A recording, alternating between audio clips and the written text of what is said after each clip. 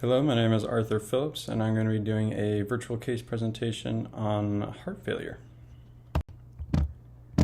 Our patient, JD, has a chief complaint of shortness of breath. He's a 64-year-old white male presenting with shortness of breath that has gradually gotten worse over the last couple weeks. He mentions that the sensation never really goes away, and that he has been waking up in the middle of the night feeling short of breath and has to actually sit up to feel better. JD states he has also been unable to perform his usual exercise routine, and simply walking up the stairs of his own home is causing him great fatigue. He also noticed some swelling in his legs and a persistent and productive cough with pink frothy sputum. And if we take a look here on the left, we have his vital signs. A little hypertensive at 150/90, heart rate slightly tachycardic at 105 beats per minute. He's breathing a little fast at 22 breaths per minute.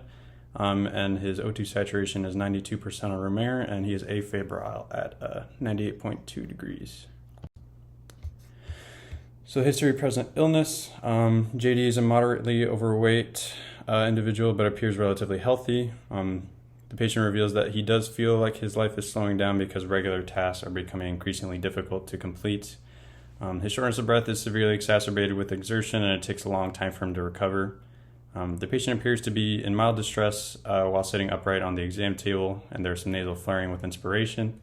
The patient denies any chest pain, syncope, fevers, chills, or numbness and tingling in the extremities. The patient also denies any calf tenderness or discoloration. The patient reports peripheral edema, particularly in the lower extremities, and a productive cough.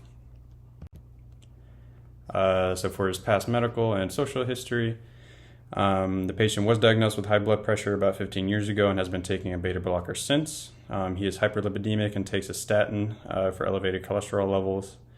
The patient has had a prior history of myocardial infarction 3 years ago, for which he takes a daily baby aspirin and a platelet inhibitor.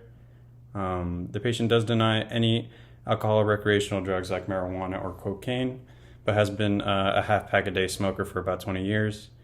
The patient also has a family history on his father's side of hypertension and a myocardial infarction in his 60s as well. On physical exam, the patient is, his BMI is 28. There is visible jugular vein distension as well as 2+ pitting edema in the lower extremities. His heart rate is regular. S1 and S2 are audible, but it is followed by an S3 gallop. There's also a crescendo-decrescendo systolic murmur. Auscultation of the lungs reveals bilateral crackles in the lower lobes. And pulses are 2+ in all the extremities. The patient has normal sensation, grip strength, and balance. So on to differential diagnosis. Diseases that present with clinical manifestations of volume overload and dyspnea are often involved in the diagnosis of heart failure. Some of these include PE, ARDS, acute renal failure, nephrotic syndrome, and pulmonary fibrosis. Pulmonary embolism is defined as a thrombus that becomes lodged in the pulmonary vasculature and impedes blood flow to the lungs. Pulmonary embolism is life-threatening as it can lead to necrosis of lung tissue, impaired gas exchange, and cardiac arrest. Increases in pressures in the pulmonary circulation can cause the small capillaries to become increasingly permeable, resulting in pulmonary edema. And these symptoms result in fatigue, hypotension, tachycardia, and dyspnea. ARDS is also a life-threatening condition in which there is a severe and sudden onset of inflammation in the lungs. The inflammation leads to, again, increasing permeability of the alveolar capillary membranes, and fluid begins to accumulate in the alveoli. And then we have the similar symptoms of fatigue, increased work of breathing, tachypnea, and productive cough. Acute renal failure is a rapid decline in renal function that is characterized by an increase in serum blood urea nitrogen, or BUN, and creatinine. The kidneys lose the ability to excrete excess sodium and water, and they also have difficulty maintaining normal electrolyte balances. This can result in fluid overload that is evident in the peripheral extremities as well as pulmonary edema. And the nephrotic syndrome is also a disorder of the kidneys where the filtering units, called the glomeruli, are damaged. Key features of this syndrome include proteinuria, hypoalbuminemia, hyperlipidemia. The loss of protein in the urine leads to a decreased oncotic pressure that allows the third spacing of the fluid. Edema can occur in the lungs, causing pulmonary edema. There's edema in the extremities, in the abdomen, and periorbital edema in the face. And then finally, pulmonary fibrosis is a chronic lung disease that is characterized by progressive scarring of lung tissue. Thickening and stiffening of lung epithelium makes it difficult for gas exchange to occur. Associated pulmonary hypertension increases the pressure in the right ventricle, or increases the pressure that the right ventricle must overcome to pump blood to the lungs, leading to a backflow of blood into systemic circulation and therefore edema. So before diving into the pathology of the heart, it is important to understand the normal physiological components as well as the regular blood flow through the heart.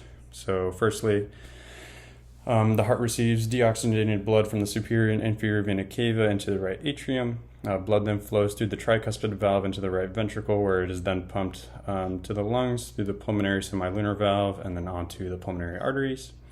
Oxygenated blood returns to the heart via the pulmonary veins into the left atrium. Blood is then pumped through the bicuspid valve, or also known as the mitral valve, into the left ventricle. The left ventricle is responsible for pumping blood through the aortic semilunar valve into the aorta, where it is then distributed to the rest of the body. Heart failure, also commonly referred to as congestive heart failure, is a condition in which the heart is no longer able to pump enough blood to meet the demands of body tissues. The heart being able to pump blood effectively relies on all the structures mentioned previously functioning properly and in tandem. The pathophysiological defects in a single structure of the heart leads to a domino of negative effects on other structures that precede or follow it. So if we think back to our patient JD, he already has many of the criteria listed here for common etiologies of heart failure, including ischemic heart disease, myocardial infarction, and hypertension. So there are two main forms of heart failure that are categorized in the United States, and these are based on ejection fraction. Ejection fraction being the percentage of blood that is pumped out of the ventricle after a contraction, and is a calculation of stroke volume divided by end diastolic volume and is expressed as a percentage. A normal ejection fraction for individuals is 50 to 70%. Heart failure with reduced ejection fraction, or HFrEF, refers to a symptomatic patient with a reduction of ejection fraction of under 40%. This has sometimes been termed systolic failure because of the ventricle's decreased ability to contract effectively. Heart failure with preserved ejection fraction, or HFpEF, refers to a symptomatic patient with an ejection fraction of 50% or greater. This can sometimes be termed diastolic failure because of the stiffness of the myocardium in the left ventricle that does not allow for adequate filling. There's also heart failure with mid-range ejection fraction that describes a patient with the symptoms, but the ejection fraction remains between 40 to 49%. And then there's also the New York Heart Association's classifications of heart failure, and it uses an approach that stages heart failure based on the limitations of physical activity that is caused by the disease. The classes range from 1 to 4. Class 1 being mild heart failure and is defined as having no restriction in physical activity, and activities of daily living do not induce serious fatigue or dyspnea. Class 4 being severe heart failure and refers to a patient being completely unable to engage in physical activity without severe exacerbation of symptoms. The patient is uncomfortable at rest, and the patient is unable to relieve their symptoms. So if we think back to our patient JD, he mentions that simply walking up the stairs of his own home induces severe fatigue and dyspnea, and then using this classification, our patient would be approximately class 3, or moderate to severe heart failure. So some of the patho of heart failure. Obviously is defined by its cardinal signs and symptoms, such as dyspnea, fatigue, crackles in the lungs, peripheral edema, limitations in physical activity. All in all, it comes down to a damage that occurs to the left ventricle that decreases overall cardiac output. Preload and afterload are key systems that influence the heart's ability to work effectively. Preload is defined as the stretch of the myocardial tissue that allows the filling of the ventricles and can be measured through end diastolic volumes. And afterload is characterized as the resistance that the ventricle must overcome to pump blood throughout the body. Alterations in the ventricle's ability to fill or contract has a negative effect on the heart's ability to distribute the necessary blood and nutrients to the tissues. The Frank-Starling law explains that an increase in end diastolic volume, or the preload, will result in an increase in stroke volume, which is the amount of blood that is ejected from the ventricle with each contraction. The pathological changes of the heart or of heart failure results in a downward shift in the Frank-Starling curve, as seen in the image here on the slide. In the case of HFrEF, there is a progressive increase in left ventricular end diastolic volumes, as well as end systolic volumes. These changes are caused by gradual thinning of the ventricular wall. The thinning of this ventricular wall can result from a variety of pathologies such as valvular heart disease, coronary artery disease. For example, in aortic stenosis, the narrowing of the aortic semilunar valve causes an increase in afterload, which in turn forces the left ventricle to have to work harder to overcome the end diastolic pressure of the aorta. Narrowing of the coronary artery disease due to atherosclerosis results in decreased blood flow to the myocardial tissue. And then the heart has to compensate for this demand through sympathetic activation of norepinephrine and beta-adrenergic receptors to increase heart rate and contractility, which then leads to additional stress and workload for the left ventricle. This compensatory mechanism in the long term usually results in a decreased cardiac output through the ventricular remodeling changes of HFrEF. Peripheral edema and shortness of breath can be explained by the pathologies of the left and right-sided heart failures. For example, mitral valve regurgitation allows the backflow of blood from the left ventricle into the left atrium, and thus increasing left atrial and pulmonary vein pressures. The resulting increased pressure of the pulmonary capillaries leads to a leakage of fluid into the interstitial spaces of the lungs. This fluid obviously impairs gas exchange, particularly during exertion, or in the case of our patient JD, can also cause paroxysmal nocturnal dyspnea. And then the effects of left-sided heart failure can progress into symptoms and development of right-sided heart failure. So for example, pulmonary hypertension is caused by the congestion of the pulmonary arteries and inherently increases right ventricular afterload. Once the right ventricle is not able to properly overcome the pressure of the pulmonary artery, blood can begin to backflow into the right atrium and eventually into systemic circulation. The clinical manifestations of this would be jugular vein distension as well as peripheral edema, as seen in our patient JD. The body has several compensatory mechanisms in response to damage that leads to impaired cardiac output. Although these symptoms are a temporary fix, long-term they can be maladaptive and actually worsen heart failure.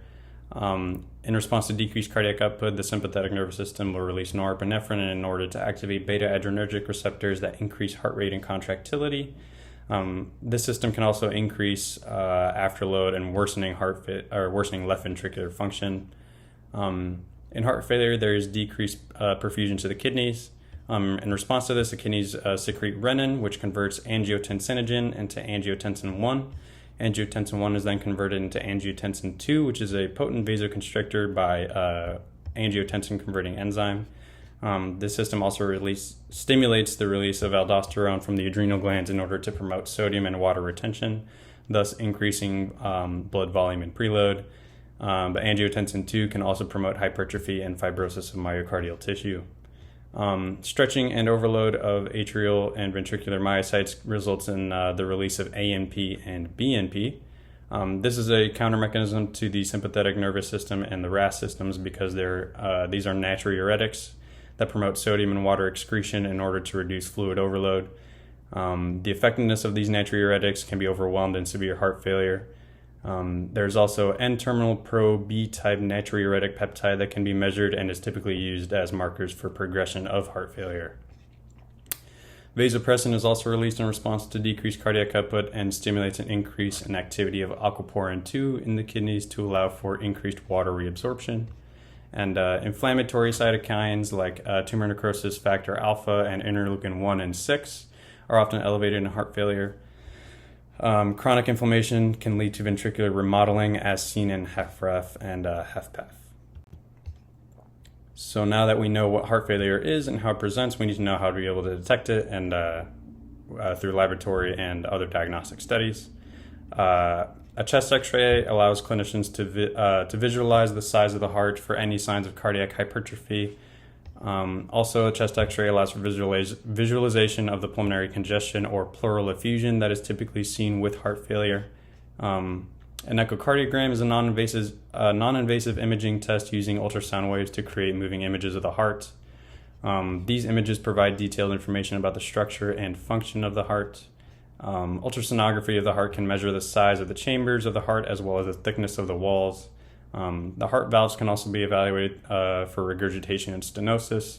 And then one of the greatest uses of this test is determining the ejection fraction. Troponin is useful in diagnosis of heart failure as it is a direct indicator of myocardial injury. Now, measuring troponin levels can help differentiate heart failure from other causes of dyspnea. BNP levels are typically measured in picograms per milliliter. A normal BNP is typically less than 100, and an elevation would be indicative of fluid overload.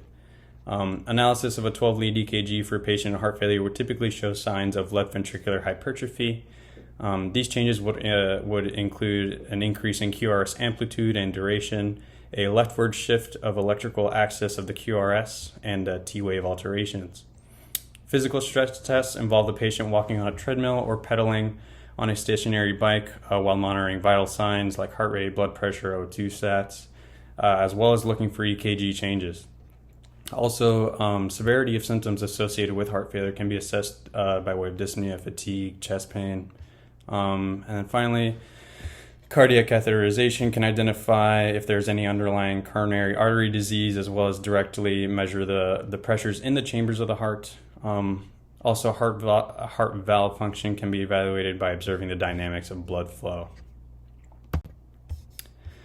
So some treatment options. ACE inhibitors are responsible for reducing the production of angiotensin II as well as aldosterone, which in turn leads to vasodilation and decreased retention of sodium and water. Angiotensin receptor blockers directly inhibit the action of angiotensin II by blocking the sites at which they bind.